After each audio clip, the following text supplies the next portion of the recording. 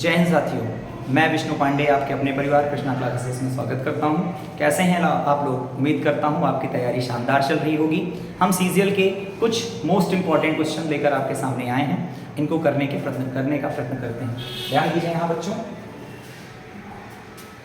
यहाँ अनुपात समानुपात का प्रश्न है। किसी कक्षा में छात्रों की संख्या 55 है। छात्र और छात्राओं के बीच 5:6 का अनुपात है।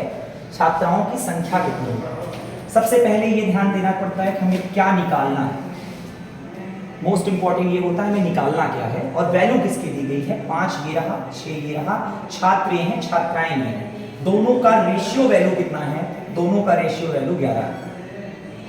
दोनों का रेशियो वैल्यू 11 है और इसका वास्तविक मान जो आपके एग्जाम में दिया गया है, आपके प्रश्न में दिया गया है कि 55 है। 11 का वैल्यू 55 दिया गया है। 1 का वैल्यू कितना होगा? 1 का वैल्यू काटेंगे, 11 1 कम 11, 11 5 55, 5 आएगा। आपका छात्राओं की संख्या पूछा था, छात्राओं की संख्या कितनी होगी? छात्राओं की संख्या 6 होगी, तो 6 का मान 6 × 5 6 × 5 30 हो गया।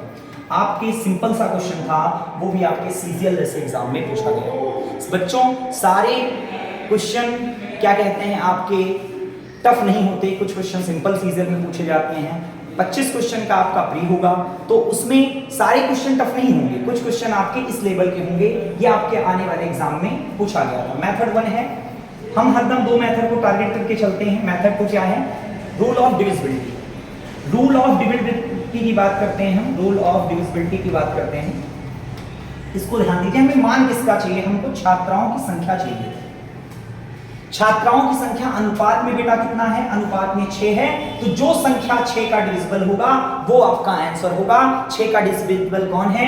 11 6 से नहीं कटता, 25 6 से नहीं कटता, 30 हमारा 6 से कट रहा है, ये भी 6 से नहीं कट रहा है। Option number C is the correct answer. ध्यान से बच्चों करिएगा। नेक्स्ट क्वेश्चन की ओर आप चलते हैं। नेक्स्ट क्वेश्चन बोर्ड पे रहा आपकी, बहुत ही बेहतरीन क्वेश्चन है। इसको बेसिक करने की कोशिश करेंगे और तरीका भी सीखने का कोशिश करेंगे इसमें। ध्यान दीजिएगा यहाँ बच्चों, एक कक्षा में 65 छात्र हैं। उनमें कितना रुपया बांटना है? 39 रुपया को इस प्रकार बांटे गए कि प्रत्येक लड़के को 80 पैसे मिले। जो बॉय है, बॉय को कितना पैसे मिल रहा है? बॉय को 80 पैसा मिल रहा है। और प्रत्येक लड़की जो है, गर्ल्स जो है, उसको क्या कहते हैं? आपका 30 पैसा मिल रहा है। दोनों को जब ऐड किया गया तो दोनों को ऐड करने पर आपके 39 रुपया दोनों को मिलाकर मिला। जब दोनों के पैसे को ऐड कर दिया गया तो 39 रुपया आपका प्राप्त हुआ। ध्यान से समझिएगा प्रश्न को। ये पैसे में है, इसका वैल्यू पैसे में है, इसका भी पैसे में वैल्यू है, इसका वैल्यू रुपए में है। हम इसको किस में कन्वर्ट करेंगे? इसको हम पैसे में कन्वर्ट करेंगे। लेकिन अभी हमें ये नहीं पता है कि इन दोनों की संख्या कितनी है। इन दोनों की संख्या कैसे पता कर सकते हैं? इसकी संख्या अगर हम y की संख्या x मान लें तो हमारा टोटल वैल्यू 65 है, तो इसको हम 65 - x कर देंगे तो हमारा क्या कहते हैं? आपका इक्वेशन, परफेक्ट इक्वेशन बनने लगेगा। थोड़ा ध्यान से समझेंगे। 80 पैसा है, 80 को x के साथ गुणा करेंगे कि x हमारे पास y है और सबके पास 80 पैसा है, तो x गुणे 80 करेंगे तो टोटल बॉय के पास कितना पैसा है ये निकल के आ जाएगा। और हमारी गर्ल्स की संख्या कितनी है? 65 - x। इसका गुणा 30 से करेंगे तो हमारे गर्ल्स का टोटल पैसा निकल के आएगा। दोनों को ऐड करेंगे तो 39 रुपया आना चाहिए। 39 × 100 इसलिए कर दिया क्योंकि ये सारी वैल्यू पैसे में है, इसको भी पैसे में होना अनिवार्य है। आगे देखते हैं, कैलकुलेट करेंगे। 0 से 0 सब में कट रहा है, हम काट देंगे। 8 × x 8x हो गया। 65 का गुणा 3 में करेंगे, 3 × 5 15, हासिल 1 3 × 18 19 हो गया, -3x हुआ बराबर 390 हो गया। इसको कैलकुलेट करेंगे। 8x में 3x जाएगा, 5x हो गया। ये उस तरफ जाकर घट जाएगा, 390 में है। आप ऐसा करिए, देखो सिंपल सा क्वेश्चन है, इसको थोड़ा सा दिमाग लगा के कैलकुलेट करना भी सीखना होता है। 390 है, हमने 195 हमें घटाना है, तो हम 200 घटा लेते हैं तो कितना बच जाएगा? 200 घटा लेंगे, मन में करना है इसे। 100 कितना हो गया? 190 हो गया। लेकिन क्या प्रॉब्लम थी कि हमने पांच ज्यादा घटा लिया था, तो जो ज्यादा घटाया है उसको ऐड कर देंगे तो टोटल कितना हो गया, 195 हो गया। थोड़ा एक्स्ट्रा एफर्ट लगाएंगे तो ये क्वेश्चन आपका इजीली मन में कैलकुलेट हो सकता था। 195 हो गया 5x का मान, तो x का मान ज्ञात करना है, भाग देंगे, 5 से काटेंगे, 5 या 15 और 5 9 45, तो x की वैल्यू 39 आ गई। एक ही वैल्यू आपके 39 का है, option number B is correct answer. Option number B is correct answer. ये एकदम बेसिक मैंने बताया है, ध्यान दीजिएगा। नेक्स्ट क्वेश्चन पे चलते हैं। एक नियोक्ता अपने कर्मचारियों की संख्या में 8:5 के अनुपात में कमी कर देता है, ये रॉन्ग है, सेंस नहीं है, कमी कर देता है, उसका वेतन 7:9 में बढ़ा दिया जाए। कर्मचारी की जो संख्या है बेटा, संख्या 8 रेशियो, संख्या जो है आपकी संख्या 8 है, रेशियो 5 है। मतलब क्या निकलता है इसका सेंस, पहले 8 था, जब कमी हो गई तो 5 हो गया, अब क्या कहते हैं 5 हो गया संख्या। उसका वेतन 7:9 में बढ़ा दिया जाए। ध्यान दीजिएगा, यहां पर कम किया गया है और वेतन जो है पर वेतन है, पर हेड वेतन, सबका वेतन नहीं, पर हेड वेतन सबका, प्रत्येक का, टोटल की बात नहीं किया गया है इसमें, सिर्फ प्रत्येक की बात किया गया है। प्रत्येक 7 थे और हो कितने गए, 9 हो गए। अब क्या आगे बोला है कि परिवर्तन क्या आ जाएगा, सभी कर्मचारियों के वेतन में परिवर्तन क्या आ जाएगा। अब हमें सभी कर्मचारियों की बात करना है, तो सभी कैसे निकलेगा, जब हम संख्या गुणे वेतन करेंगे तो टोटल वेतन निकल आ जाएगा। ध्यान देते हैं, 8 7 56 हो गया और 9 5 कितना हो गया, 45 हो गया। ऑप्शन की ओर चलते हैं, 56 45, एक ऑप्शन ये रहा आपका, ये आपका बिल्कुल सही है, 56 45 की कमी। और ये कमी क्यों हुआ, क्योंकि पहले 56 वेतन था टोटल, अब वेतन 45 हो गया, अर्थात कमी आ गई। अर्थात क्या आ गया, अर्थात कमी आ गई, ये आपका वैल्यू कम हो गया। देखिए कम को शो कर रहा है, परसेंटेज नहीं पूछा है, नहीं तो हम परसेंटेज भी निकाल सकते थे। डायरेक्ट हमको रेशियो पूछा है, तो रेशियो में उत्तर ऑप्शन नंबर बी करेक्ट होगा। नेक्स्ट क्वेश्चन की ओर चलते हैं। सारे बेहतरीन क्वेश्चन हैं आपके पास, सारे बेहतरीन, बहुत ही बेहतरीन क्वेश्चन हैं जो आपके एग्जाम में आए हुए हैं, जो आपके एग्जाम में आए हुए हैं, मोस्ट इंपॉर्टेंट है। करने का प्रयत्न करिए बच्चों। 170 को, ये 170 को बोला गया है 3 भागों में इस प्रकार बांटा गया कि पहला भाग दूसरे से 10 अधिक है और तीसरे भाग के साथ ही और जो होता है वो पहले वाले को डिनोट करता है, पहले वाले को डिनोट करता है। ध्यान दीजिएगा यहां पे कि ये पहले वाले को डिनोट करता है, पहले और तीसरे भाग का जो अनुपात है वो 2:5 है। जो पहला भाग था और तीसरा भाग था बेटा, इनका रेशियो जो है वो 2:5 दिया गया है, 2:5 दिया गया है। अगर एकदम बेसिक करने की बात करूं मैं, तो मैं इसको कह सकता हूं, इसको मैं 2x मान लूं, इसको मैं 5x मान लूं। अब क्या बोला है कि पहला भाग दूसरे से 10 अधिक है, मतलब जो पहला भाग है वो दूसरे भाग से 10 अधिक है। अगर दूसरा भाग, अगर पहला भाग आपका 2x है तो दूसरा भाग 2x - 10 हो जाएगा। एकदम बेसिक कर रहा हूं, मेथड को भी आपको तुरंत पता चलेगा अभी। तो पहला भाग 2x हो गया, तीसरा भाग 5x हो गया, पहला भाग ये है और तीसरा भाग ये है। और दूसरा भाग कितना होगा, दूसरा भाग आपका 2x - 10 हो गया। इसको टोटल जोड़ने पर 170 आ गया। कैलकुलेट करेंगे, 5 2 7 7 2 9x और ये -10 बेटा है, उस तरफ जब जाएगा तो +10 हो जाएगा। 170 में 10 जोड़ेंगे तो 180 होगा, काटेंगे तो x बराबर 20 आ जाएगा। x बराबर कितना आ गया, x बराबर 20 आ गया। पहली संख्या क्या थी, पहली संख्या 2x थी, तो 2 × 20 कितना हो जाएगा, 40 हो जाएगा। दूसरी संख्या क्या थी, दूसरी संख्या जो थी 2x - 10 थी, तो 2 × 10 - 10 हो जाएगा, तो ये 30 हो गया। अब तीसरी संख्या क्या थी? तीसरी संख्या आपकी 5x थी। 5 गुणे जब आप 20 करोगे, 5 गुणे 20 करोगे तो 100 हो जाएगा। तो option number B is correct. अब इन सब चीज को भूल जाइए, सिर्फ आप अकॉर्डिंग टू ऑप्शन देखिए कैसे हम करते हैं। अकॉर्डिंग टू ऑप्शन इस क्वेश्चन को, अकॉर्डिंग टू ऑप्शन कैसे करते हैं इसको ध्यान दीजिएगा थोड़ा सा। कह रहा है कि 2:3 किसका है? पहले और तीसरे का। क्या इसमें पहले और तीसरे का अनुपात 2:3 है? बिल्कुल नहीं है, गलत हो गया। क्या इसका और इसका रेशियो 2:3 है? बिल्कुल नहीं है, गलत हो गया। इसका और इसका अनुपात 2:3 नहीं 2:5 होना चाहिए। इसका और इसका रेशियो 2:5 है, बिल्कुल 5 है, 2:5। 40 और 100 को अगर मैं ध्यान दूं तो 20 गया 2 बार और 20 गया 5 बार। 2:5 आ रहा है कि नहीं आ रहा है? ये आपका करेक्ट आंसर हो गया according to option. According to option आपका हो गया। नेक्स्ट क्वेश्चन की ओर चलते हैं। सिंपल सा क्वेश्चन है बेटा, ध्यान से समझिए क्वेश्चन को।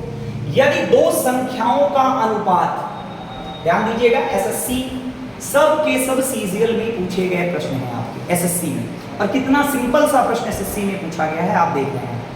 ध्यान दीजिएगा यहाँ पे, यदि दो संख्याओं का अनुपात 1:5 हो और उनका गुणनफल 320 आए। गुणनफल में ध्यान दीजिएगा बच्चा एक चीज कि एक सिचुएशन को हरदम समझिएगा कि जब एक रेशियो का दूसरे रेशियो से गुणा होता है तो रेशियो का स्क्वायर हो जाता है। एक रेशियो का दूसरे रेशियो से जब बेटा गुणा होता है तो रेशियो का स्क्वायर हो जाता है। देखने का चलिए प्रयत्न करते हैं समझने का। ये यक्स मान लेता हूं पहली संख्या है और दूसरी संख्या 5x है। तो आप देखिए इन दोनों का गुणा करिए। इन दोनों का गुणा करने पर 320 दिया है, हमने 320 लिख लिया। आप इसको समझिए कि जब हमने यक्स और यक्स का गुणा किया तो यक्स स्क्वायर हुआ कि नहीं हुआ, और ये 5 हमारा एज इट इज लिख दिया गया, बराबर कितना हो गया? 320 हो गया। अब देखिए जब जो मैंने सिखाया था रेशियो का गुणा होगा तो रेशियो स्क्वायर हो जाएगा। रेशियो का जब गुणा रेशियो से करते हैं तो रेशियो स्क्वायर आएगा। जब हमें रेशियो की वैल्यू चाहिए तो वर्गमूल निकालना पड़ेगा, तभी वो वैल्यू आती है आपकी। ध्यान दीजिएगा, 5 से काटेंगे तो ये 64 बार गया, x स्क्वायर बराबर 64 हो गया, और x बराबर वर्गमूल निकालेंगे तो 8 आ गया। अब हमें निकालना क्या है? उन संख्याओं के वर्गों के बीच अंतर क्या होगा। देखो बेटा x का वैल्यू 8 आ गया। अब वर्गों का अंतर, पहली संख्या x थी, दूसरी संख्या आपकी 5x थी, तो x की वैल्यू कितनी है? x की वैल्यू 8 है, और 5x की वैल्यू कितनी है? 5x की वैल्यू 40 है। 8 का स्क्वायर कितना होगा? 64, और 40 का स्क्वायर कितना होगा? 1600। इसको जब हम घटा देंगे तो 1536 आपका आंसर आ जाएगा, जो आपका ऑप्शन नंबर सी की तरफ इशारा कर रहा है। बहुत ही बेहतरीन क्वेश्चन, सीजीएल के टीयर 1 में आया हुआ क्वेश्चन है। बहुत ही सिंपल सा क्वेश्चन है, आपको इसको ध्यान में रखकर करना है। थोड़ी थोड़ी चीजें यहाँ पे दिक्कत होती है। बच्चे यहाँ 5 गुणे 1, 5 का वैल्यू 320 कर देते हैं, 5 का वैल्यू 320 करेंगे, और यहाँ गलती क्या होती है बेटा मैं ये बता रहा हूँ। 1 की वैल्यू 64 आती है और आंसर गलत प्राप्त होने लगता है। 1 की वैल्यू 64 नहीं, अनुपात में स्क्वायर की वैल्यू 64 है, और 1 की वैल्यू कितनी हो गई? 8 हो जाएगी, क्योंकि वर्गमूल करेंगे और इनका डिफरेंस, 1 का स्क्वायर 1 होता है और 5 का स्क्वायर करेंगे तो 25 होता है। इनका डिफरेंस लेंगे तब आपका आंसर आने वाला है। इनके स्क्वायर का डिफरेंस आपको चाहिए, जो हमारी संख्या है उनके स्क्वायर का डिफरेंस चाहिए, तब हमारा आएगा। तो ये आपका सोल्यूशन है। ये गलती नहीं करेंगे आप, जो इस तरह हमने बताया है, आपको ऐसे सॉल्व करना है जो ये आपके बोर्ड पे लिखा है। नेक्स्ट क्वेश्चन करने का प्रयत्न करते हैं। क्वेश्चन ध्यान से समझिए बेटा। चंद्रमा का व्यास, थोड़ा सा समझने का प्रयत्न करेंगे। चंदा मामा को बना देते हैं, छोटे से चंदा मामा हो गए आपके, और ये पृथ्वी हो गई आपकी। व्यास पे संबंध किसका बोला है बेटा? व्यास का संबंध बोला है, ध्यान से समझिए। कह रहे हैं चंद्रमा का व्यास पृथ्वी के व्यास का 1/4 है, मतलब जितना पृथ्वी है, ये व्यास जितना पृथ्वी का है उसका 1/4 है। ये अगर यक्स है तो ये x/4 है, लेकिन इसको मैं दूसरे सेंस में कैसे लिख सकता हूं कि अगर ये 4 है तो ये 1 है। दूसरा सेंस हो गया, ये 4 है तो ये 1 है। अगर ये 4 है तो 4 का 1/4 करेंगे तो 1 आ जाएगा ना। इसलिए हमने इसको 4 मान लिया और ये 1 है। अब इसको भी आधा करेंगे और इसको भी आधा करेंगे, क्योंकि त्रिज्या का अनुपात हमको चाहिए ना, तो इसको भी आधा करेंगे, त्रिज्या का अनुपात चाहिए हमको। तो जब त्रिज्या का अनुपात हम भाई व्यास का, ये व्यास का रेशियो क्या था, व्यास का रेशियो 1:4 था। पहले किसका चाहिए, पृथ्वी और चंद्रमा का चाहिए। तो पहले पृथ्वी होनी चाहिए फिर चंद्रमा होना चाहिए। पृथ्वी 4 है और उसके बाद 1 आपका चंद्रमा है, तो उसकी त्रिज्या जो होगी उसकी आधी होगी। तो 4 का आधा 2 होगा और 1 का आधा 1/2 होगा। लेकिन आप देख रहे होंगे कि फिर वो कन्वर्ट होकर 4:1 ही बदल गया। तो हम कह सकते हैं, इसको नोट डाउन कर लीजिएगा बेटा, कि जो व्यास का रेशियो होता है वो त्रिज्या के रेशियो के बराबर होता है। रेशियो बेटा बराबर होता है, एग्जैक्ट वैल्यू बराबर नहीं होती। कि पृथ्वी 20 सेंटीमीटर व्यास है, मान लीजिए कोई एक गोला है जिसका व्यास 20 सेंटीमीटर है और इसका 10 सेंटीमीटर है, तो उसकी आधा जो कर दिया जाए तो त्रिज्या में निकल आएगी, रेशियो में निकलेगा। रेशियो में क्या कहते हैं, बराबर होगा। वैसे तो आधा करने पर बराबर होगा, लेकिन रेशियो जब निकालेंगे तो व्यास का जो अनुपात होगा वही एज इट इज आपके त्रिज्या का भी अनुपात होगा। तो त्रिज्या का अनुपात भी क्या होगा, आपका 4:1 होगा। आपको क्या चाहिए, आयतन लगाइए। कोई फार्मूला नहीं पता है, कोई दिक्कत नहीं। कभी भी जीवन में आप याद रखिएगा, क्षेत्रफल बोलेगा तो 2 बार गुणा कर देंगे और आयतन बोलेगा तो 3 बार गुणा कर देंगे, क्योंकि 3 वैल्यू जब गुणा होती है तब आयतन आता है। क्योंकि अब ये पृथ्वी एक गोला है, 4/3 πr³ का फॉर्मूला लगेगा। कोई मतलब नहीं है फॉर्मूला लगाने का, ये फॉर्मूला रखने का कोई यूज नहीं है, बस आप इसी का क्यूब कर देंगे तो 64 अनुपात कितना आ जाएगा, 1। ये आयतन का रेशियो हो गया। ऑप्शन आपको दिख रहा होगा, ऑप्शन आपका ए करेक्ट है। ऑप्शन नंबर ए आपका करेक्ट है। नेक्स्ट क्वेश्चन की ओर चलते हैं।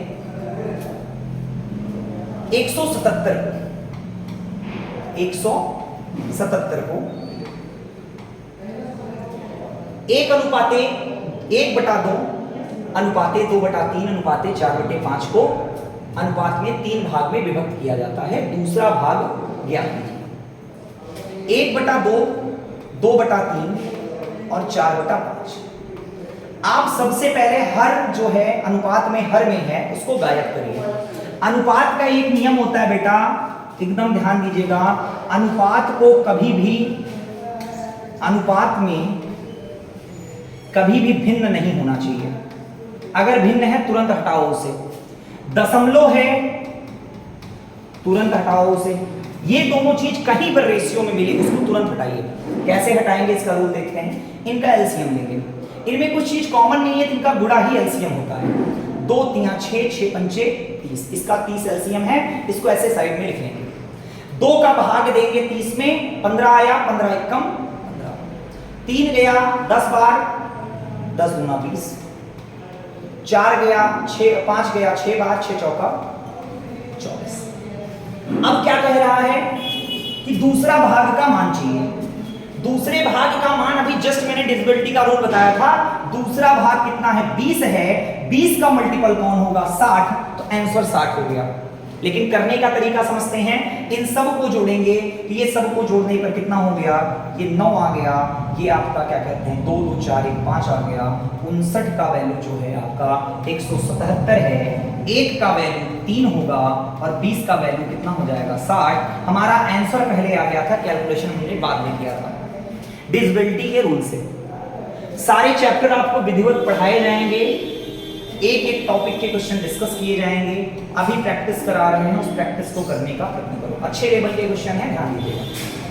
एक तरबूज का भार का अनुपात 3:5 है। 2 टुकड़े किए गए, उसमें बड़े वाले टुकड़े का भार 5:7 के अनुपात में दोबारा काटा गया।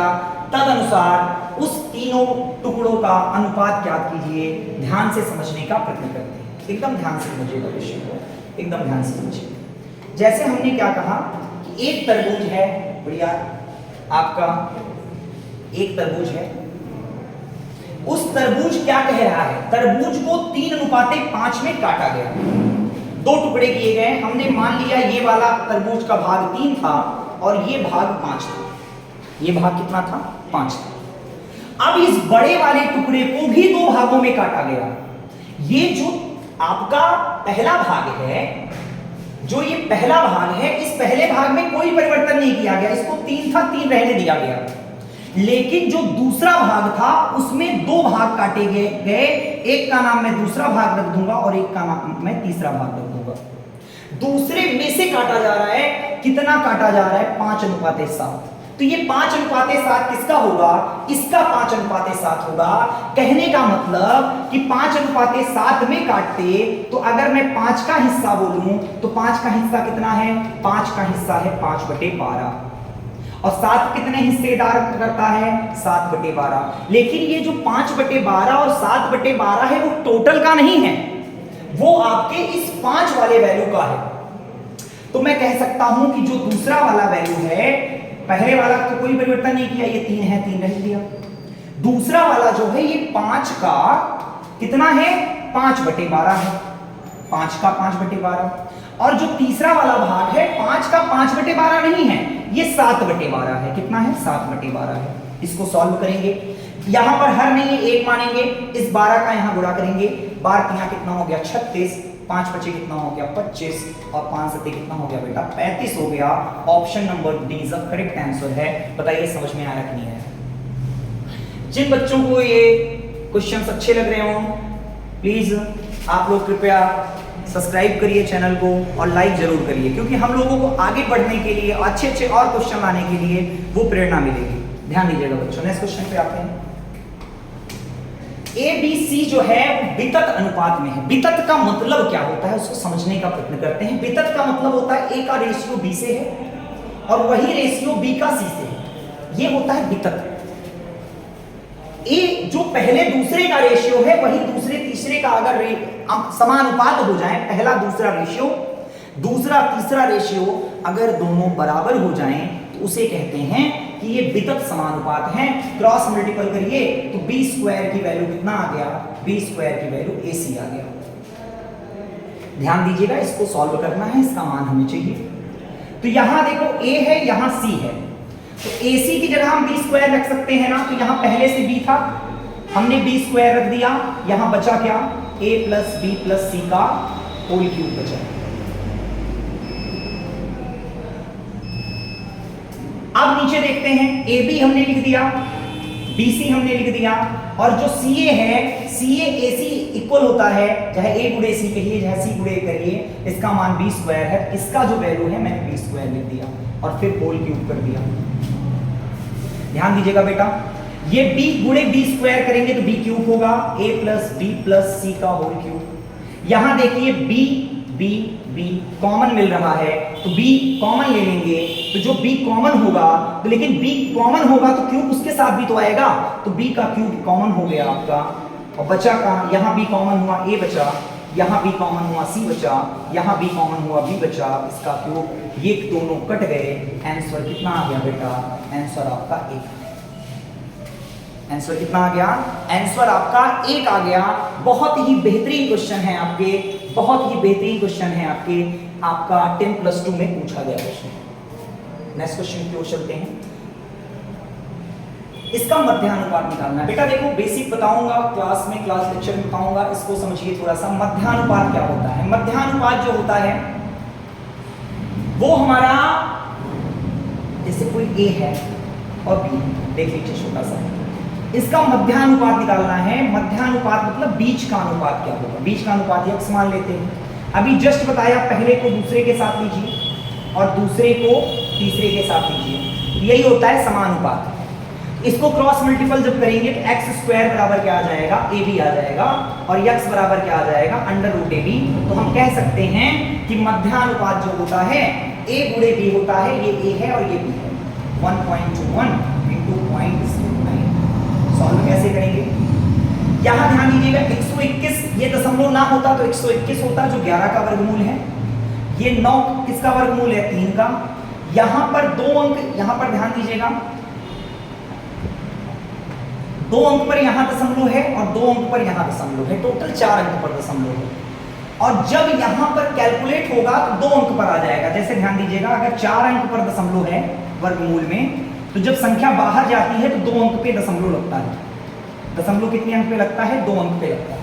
तो यहाँ 11 का यहाँ 33 हो गया और यहाँ 2 अंक पे हम दशमलव लगा देंगे, हमारा क्या हो गया? आंसर आ गया। ये आपका आंसर सही है, ऑप्शन नंबर बी। इसको आप यहाँ पर 1 अंक पे कर सकते थे, यहाँ पे ऐसे कर सकते थे तो ज़्यादा अच्छा होगा। ध्यान दीजिएगा। नेक्स्ट क्वेश्चन की ओर चलते हैं बेटा, ध्यान दीजिए। अब इसमें तृतीयानुपात पूछा है। तृतीयानुपात वही, ध्यान दीजिए, ए, बी और सी की जगह हम यक्स मान लेंगे, क्योंकि तृतीयानुपात मतलब तीसरा अनुपात। पहले को दूसरे के साथ अनुपात लेंगे, दूसरे को तीसरे के साथ लेंगे, हमको यक्स का मान चाहिए।